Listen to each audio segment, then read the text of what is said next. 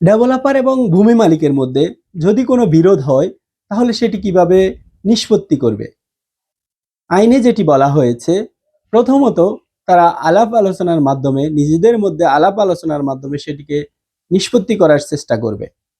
যদি আলাপ আলোচনা ব্যর্থ হয়, অর্থাৎ আলাপ আলোচনার মাধ্যমে সমাধান করা সম্ভব না হয়, তাহলে যেই পক্ষ সংক্ষুব্ধ হবে সেই পক্ষ অপর পক্ষকে সালিসি ট্রাইব্যুনাল বা আরবিট্রেশনের জন্য আগ্রহ প্রকাশ করে একটি নোটিশ দিবে।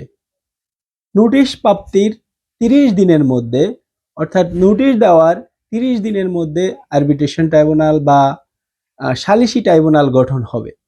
যদি এই সালিসি ট্রাইব্যুনাল গঠন করতে ব্যর্থ হয় তাহলে সংক্ষুব্ধ পক্ষ উপযুক্ত আদালতে মামলা দায়ের করতে পারবেন।